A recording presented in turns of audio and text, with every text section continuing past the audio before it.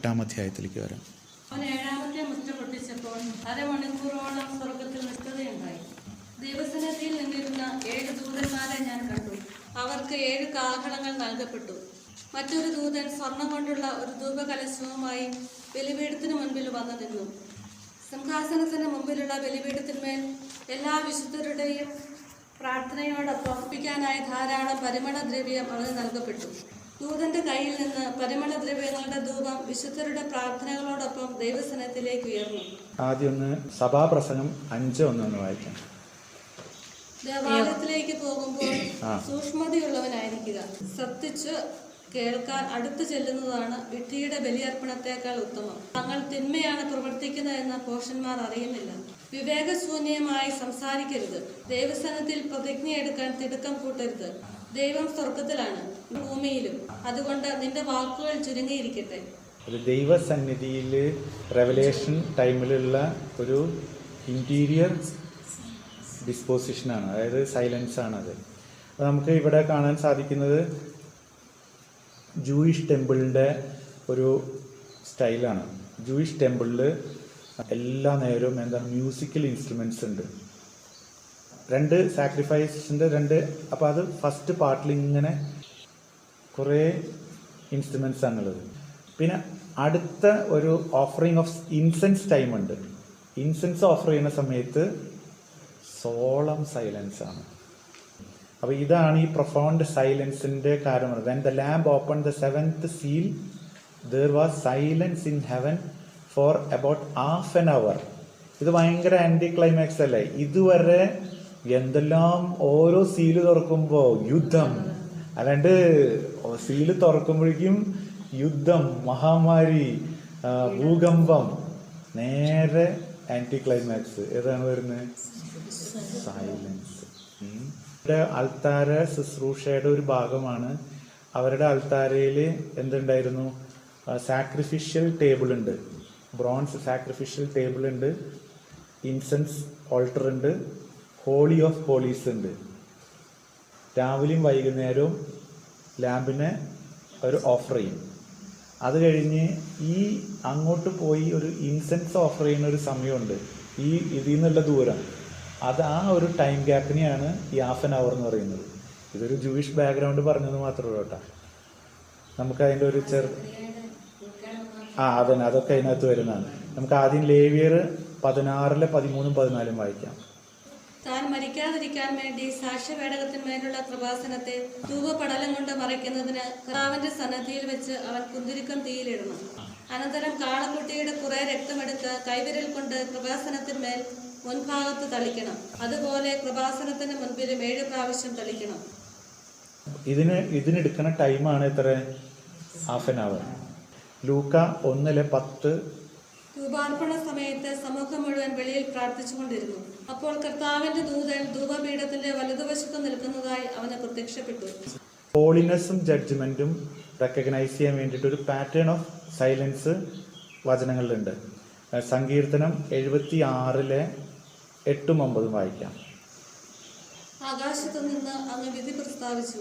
നീതി സ്ഥാപിക്കാൻ, ഭൂമിയിലെ എല്ലാ പീഡിതരെയും രക്ഷിക്കാൻ അവിടുന്ന് എഴുന്നേറ്റപ്പോൾ ഭൂമി ഭയന്ന് സ്തംഭിച്ചു പോയി. അപ്പൊ ഇങ്ങനെയും ഒരു സൈലൻസ് ഉണ്ട്. ഇനി വരാൻ പോകുന്നത് ഒരു ജഡ്ജ്മെന്റ് ആണ്. ആ ജഡ്ജ്മെന്റിന്റെ ഒരു സൈലൻസ് ആണ്. ഇനി വരാൻ പോകുന്നത് ട്രംഫറ്റ് ആണ് വരാൻ പോകുന്നത്. നമ്മളറിയാം ആകെ സ്റ്റക്കായി നിൽക്കാന്ന് പറയില്ല. ഇനി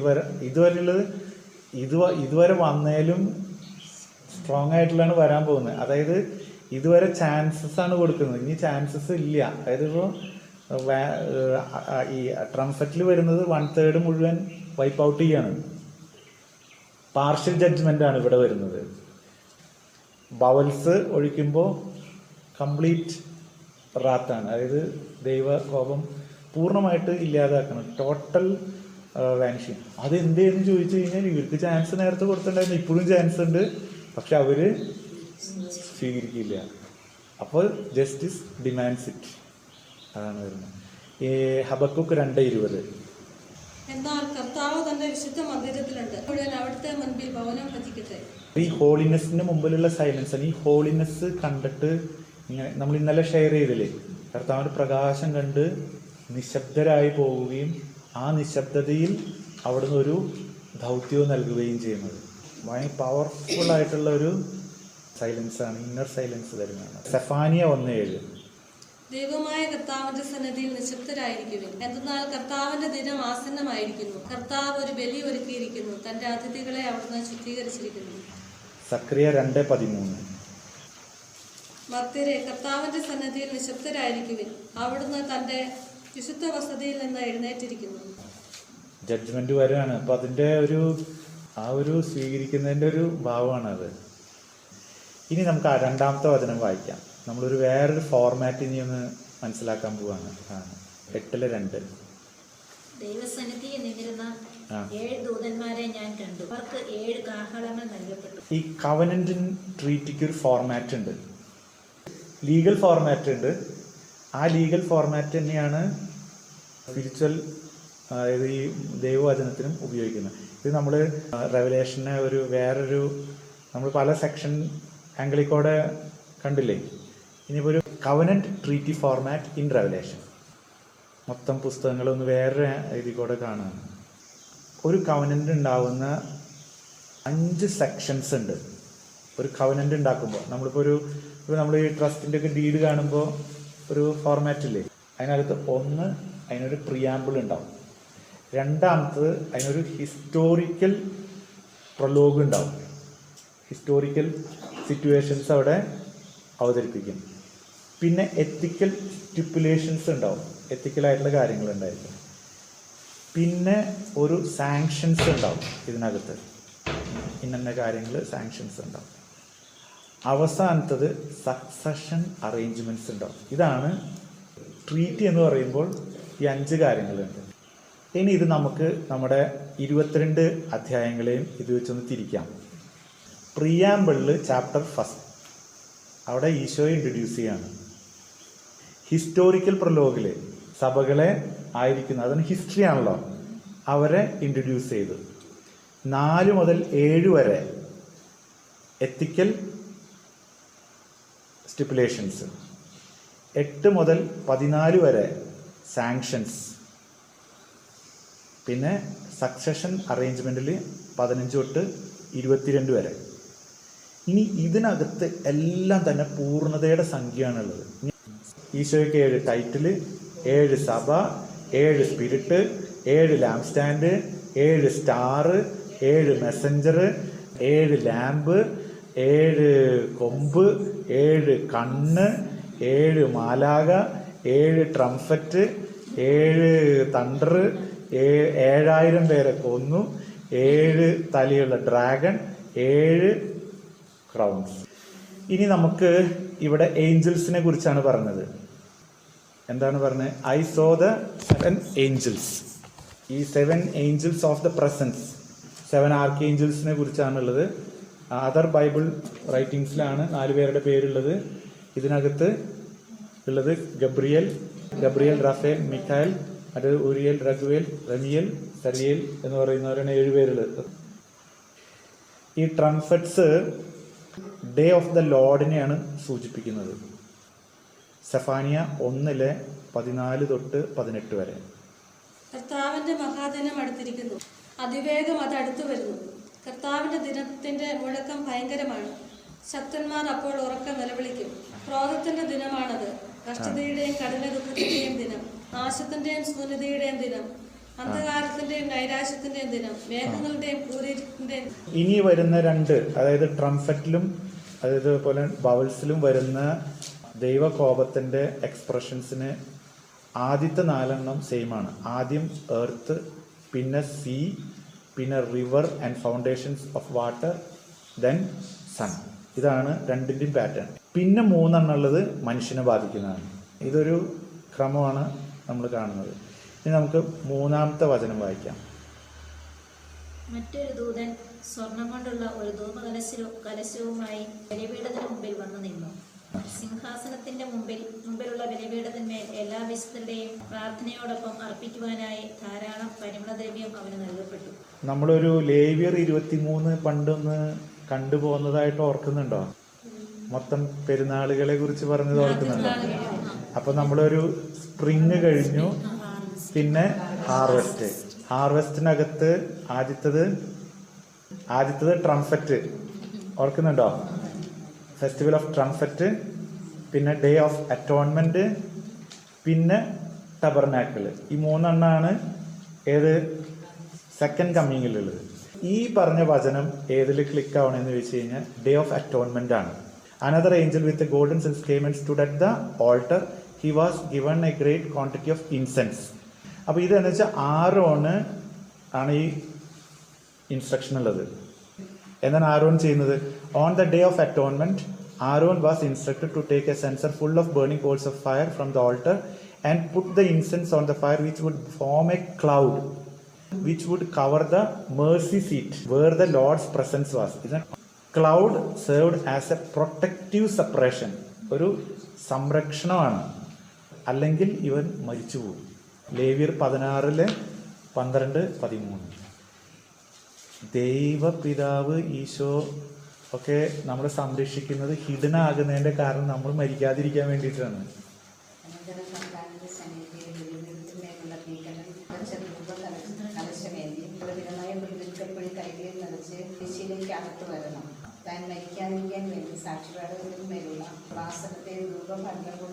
ഈ കാര്യം ഇത് ഉണ്ടാക്കിയത് എന്തിനു വേണ്ടിയിട്ടാണ്? ഒരു പ്രൊട്ടക്ഷനാണ്. The cloud shielded Aaron from the presence of God. ഇനി ഒരു മഹാമാരി ഉണ്ടാവുകയെന്ന് വിചാരിക്കാം. അപ്പോൾ ചെയ്യേണ്ട കാര്യം നമ്മൾ ഇന്നലെ വായിച്ചാണ്, ജ്ഞാനത്തിൻ്റെ പുസ്തകം 18-20-24 വരെ. ജനത്തിന് ഒരു മഹാമാരി ഉണ്ടാകുമ്പോൾ ആരോൺ എന്ത് ചെയ്യുന്നു? വായിക്കാം, ഒന്നുകൂടി വായിച്ചു നോക്കാം. നീതിമാന്മാരും സ്പർശം അനുഭവിച്ചു. മരുഭൂമിയിൽ വെച്ച് ജനത്തിന്റെ മേൽ മഹാമാരി പടർന്നു പിടിച്ചു. എന്നാൽ ക്രോധം നീണ്ടു നിന്നില്ല. പെട്ടെന്ന് നിഷ്കളങ്കനായ ഒരു ധീരനായകൻ അവരുടെ രക്ഷയ്ക്കെത്തി. അത് ആരോണാണ്. തന്റെ ശുശ്രൂഷയുടെ പരിചയമായ പ്രാർത്ഥനയും പാവപരിഹാരത്തിന്റെ ധൂപാർത്ഥനയും കയ്യിലെടുത്ത് അങ്ങയുടെ കോപം ശമിപ്പിക്കുകയും വിനാശത്തിന് അറുതി വരുത്തുകയും ചെയ്ത് താൻ അങ്ങയുടെ ദാസൻ എന്ന് തെളിയിച്ചു.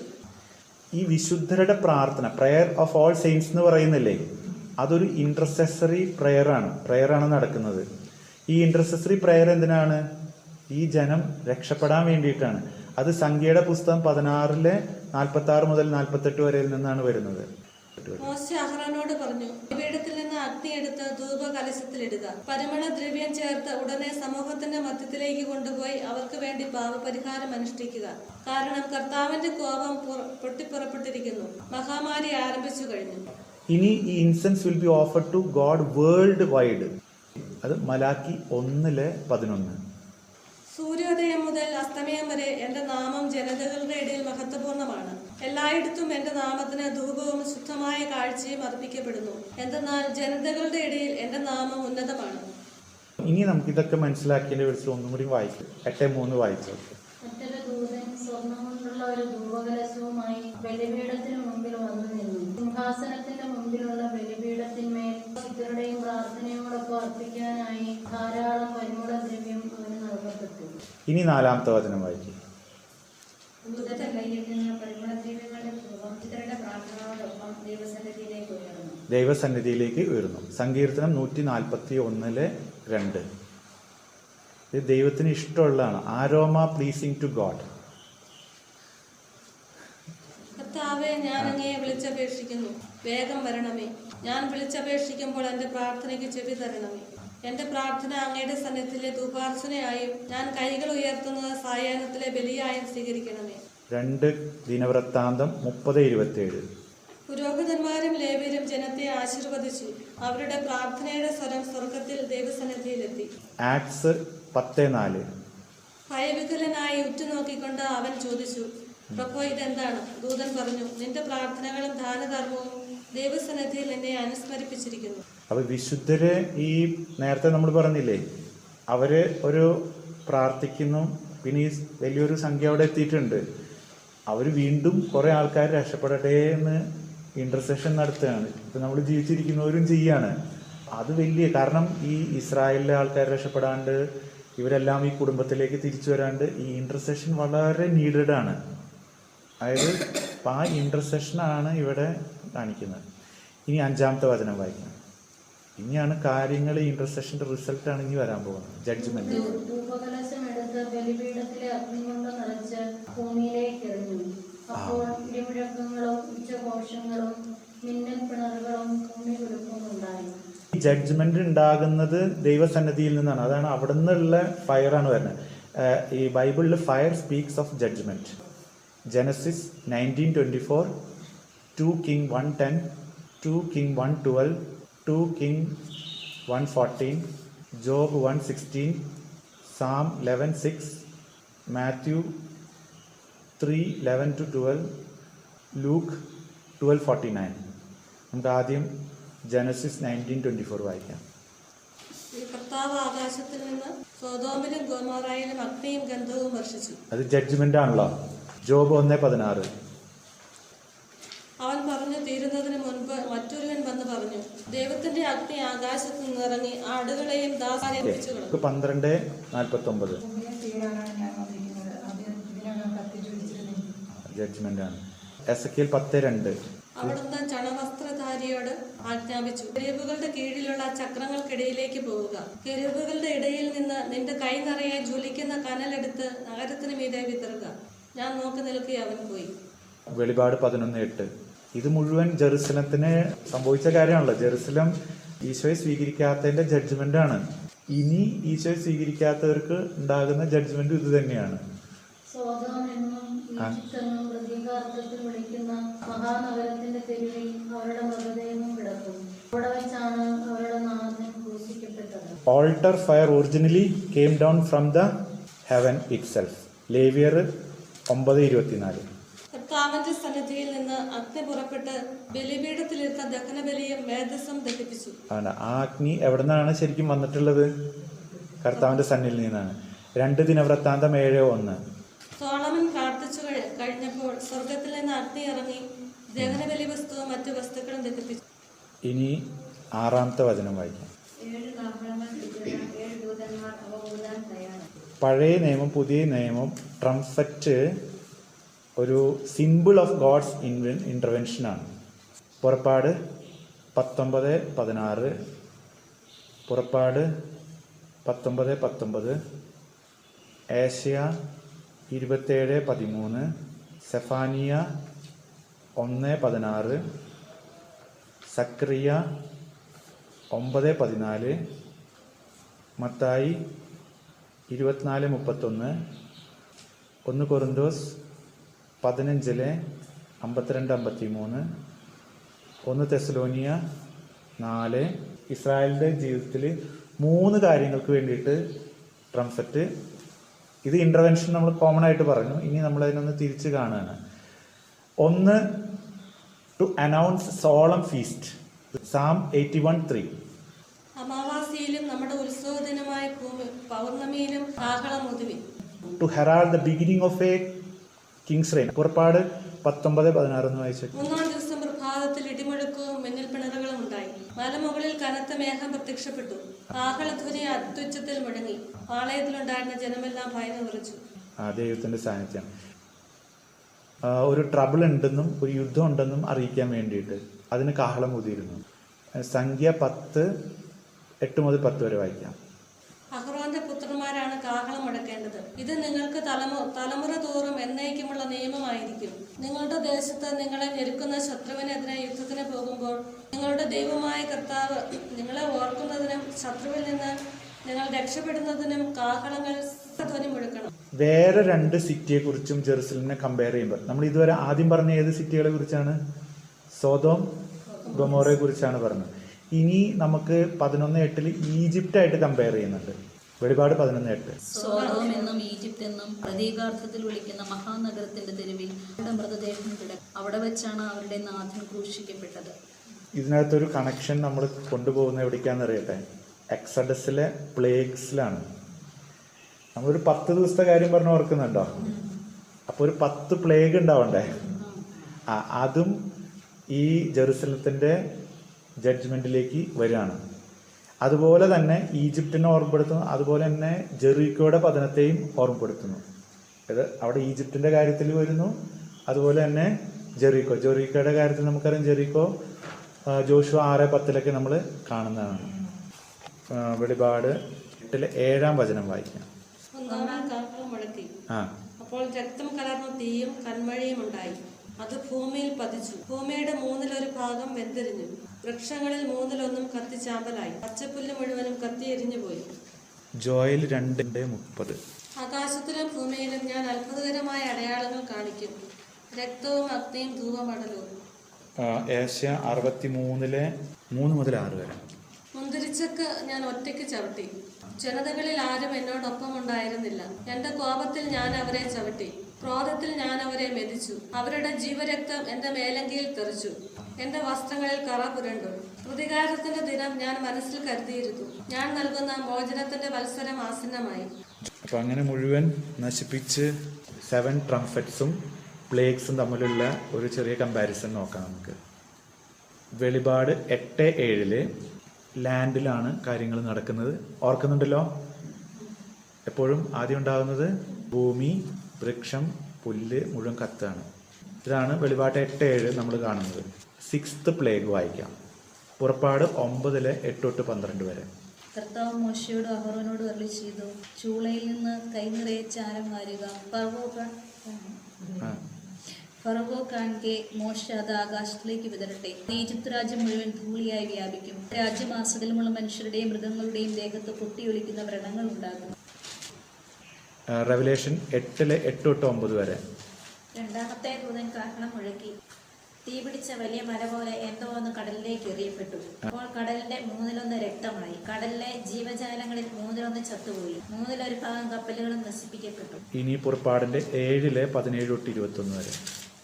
കർത്താവ് പറയുന്നു, ഞാനാണ് കർത്താവെന്ന് ഇതിനാൽ നീ മനസ്സിലാക്കും. എന്റെ കയ്യിലുള്ള വടികൊണ്ട് ഞാൻ നൈലിലെ ജലത്തിന്മേൽ അടിക്കും. ജല രക്തമയമായി മാറും. നദിയിൽ മത്സ്യങ്ങൾ ചത്തുപോകും. നദി ദുർഗന്ധം വമിക്കും. നദിയിൽ നിന്ന് വെള്ളം കുടിക്കാൻ ഈജിപ്തുകാർക്ക് കഴിയാതെ വരും.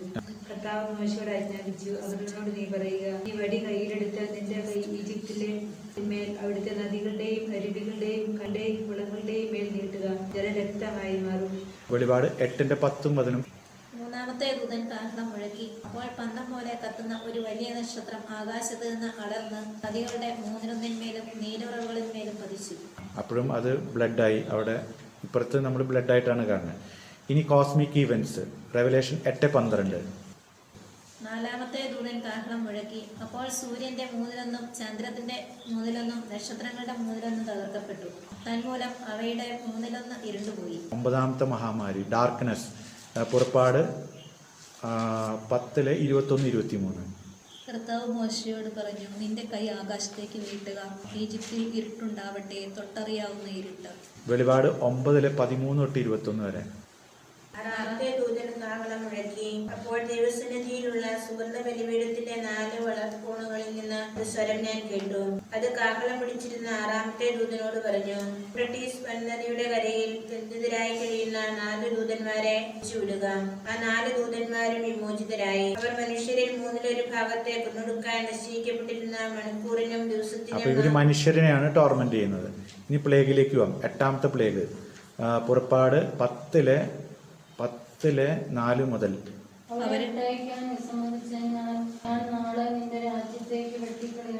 അതന്നെയാണ് ഇവിടെയും വരുന്നത്. ഇനി റെവലേഷൻ 9:13-21 വരെ യൂഫ്രട്ടീസിലെ 3/1 ആൾക്കാരെ നശിപ്പിക്കുന്നു. പിന്നെ ഇത് 2nd പ്ലേഗിലാണ് ആ ഫ്രോഗ്സ് ഒക്കെ വരുന്നത്. ഇനി റെവലേഷൻ 11:15-19 വരെ. ഏഴാമത്തെ ദൂതൻ കാഹളം മുഴക്കി. ഇപ്പോൾ സ്വർഗത്തിൽ വലിയ സ്വരങ്ങൾ ഉണ്ടായി. ലോകത്തിന്റെ ഭരണാധികാരം നമ്മുടെ കർത്താവിന്റേതും അവിടുത്തെ അഭിഷിക്തന്റേതുമായിരിക്കുന്നു. അവിടുന്ന് എനിക്കും ഭരിക്കും. ഇനി 7ാമത്തെ പ്ലേഗ്. പുറപ്പാട് 9:18-26 മുതൽ. ഈജിപ്തിന്റെ ആരംഭം മുതൽ ഇന്ന് വരെ ഉണ്ടായിട്ടില്ലാത്ത വിധം കഠിനമായ കന്മഴ നാളെ ഈ സമയത്ത് ഞാൻ വർഷിക്കും. ആകയാൽ ഉടനെ ആളയച്ച കന്നുകാലികളടക്കം വയലിലുള്ളവയെല്ലാം സുരക്ഷിത സ്ഥാനങ്ങളിൽ എത്തിക്കുക. എന്തെന്നാൽ വീട്ടിലെത്തിക്കാതെ വയലിൽ നിൽക്കുന്ന സകല മനുഷ്യരുടെയും മൃഗങ്ങളുടെയും മേൽ കന്മഴ പെയ്യുകയും ചത്തുപോകും. ഇനി അടുത്ത അധ്യായം നമുക്ക് അടുത്ത ക്ലാസ്സിൽ തുടങ്ങാം. ചാപ്റ്റർ 9.